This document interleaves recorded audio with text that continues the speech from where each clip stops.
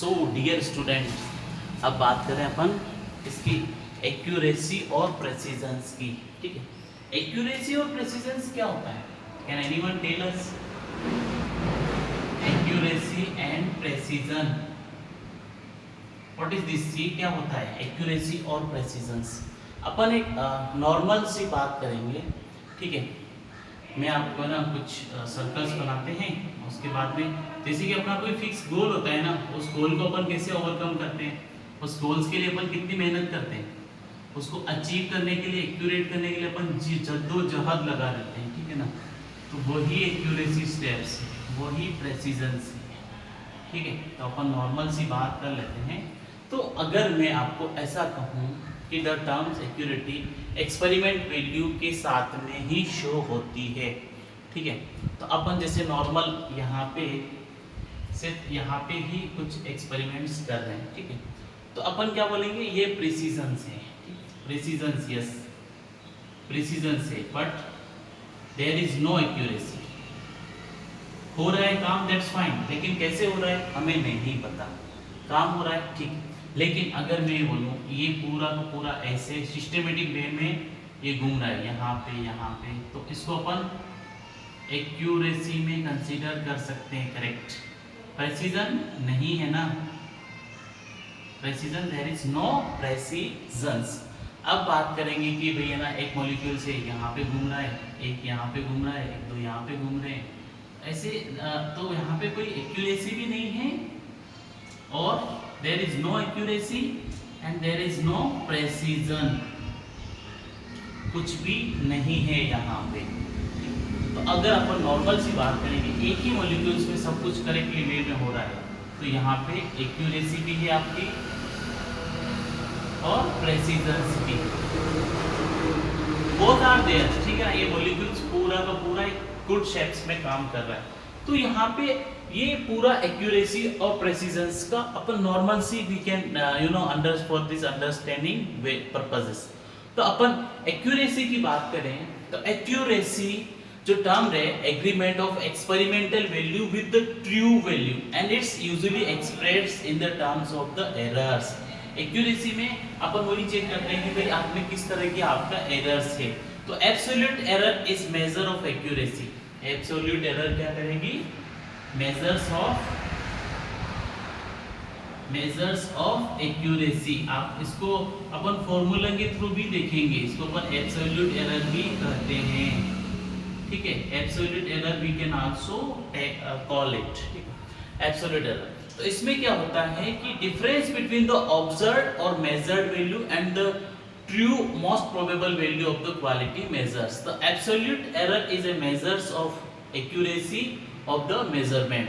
तो absolute error ये जो होगी पॉजिटिव्स भी हो सकती है और नेगेटिव भी हो सकती है। तो इसको अपन चेक करने के लिए अपना एक फॉर्मूला होता है एब्सोल्यूट एरर के लिए, EABS।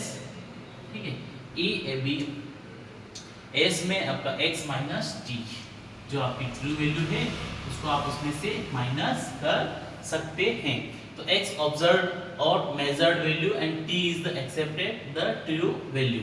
अपन प्रेसिजन्स की बात करें तो precision the degree of agreement between the various results of the same quantity of the word same quantity.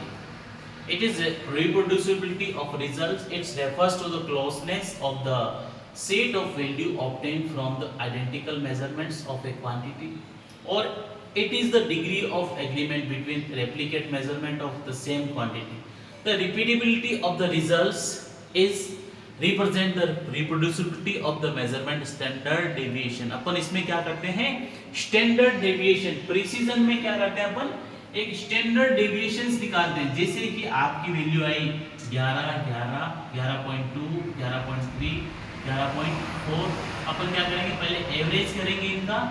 Average करने के बाद में फिर अपन स्टैंडर्ड डेविएशन इसका चेक करेंगे, और स्टैंडर्ड डेविएशन चेक करने के लिए हमारे स्टैटिक्स में एक फॉर्मूला आता है वो स्टैंडर्ड डेविएशन चेक करने का। तो वो फॉर्मूला रहता है आपका sigma is proportional to x minus x bar square divided by n minus 1.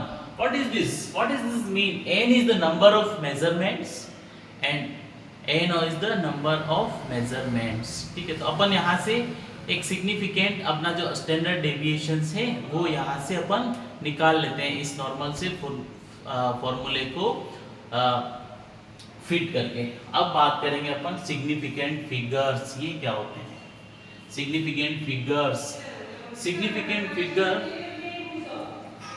Significant figure जो होगा आपका the number of significant figure, जो डिजिट्स में होगा, कितने डिजिट्स में होगा, क्या होगा, let's see, will be discuss in this, it's very important for us because if we don't know then it's very tough।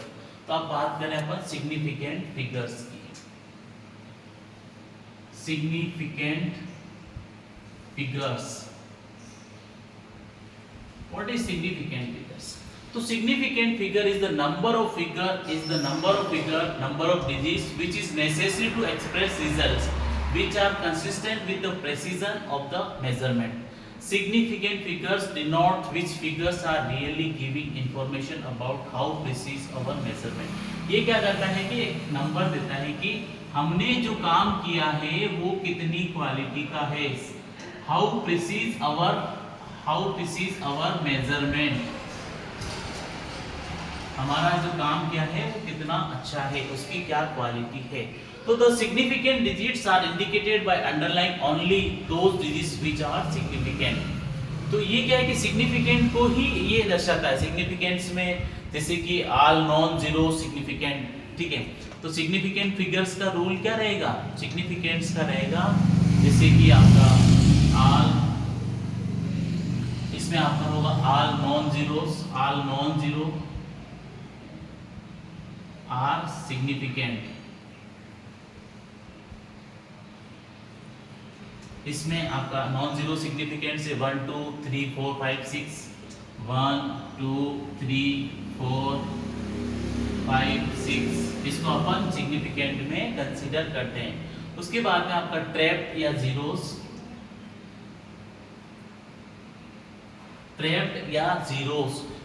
appearing in between non-zero digits are significant। Example इसका है 101 101 2001। तो ये क्या है कि जीरो नहीं आता लेकिन बीच में हो सकता है, तो अपन इसको टैप्ड में कंसीडर कर सकते हैं। ठीक है, उसके बाद है ending zeros with decimal point are ending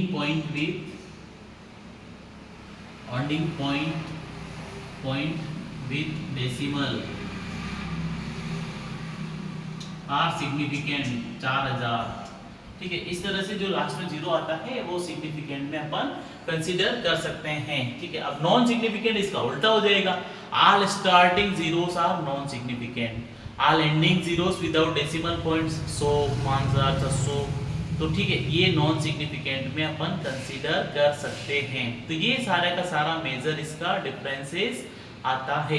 तो ये हो गया अपना एक्यूरेसी और प्रिसीजन, इसमें सिग्निफिकेंट इनसिग्निफिकेंट वैल्यूज के बारे में। अब बात करेंगे अपन इम्प्योरिटी। सो स्टूडेंट यहाँ तक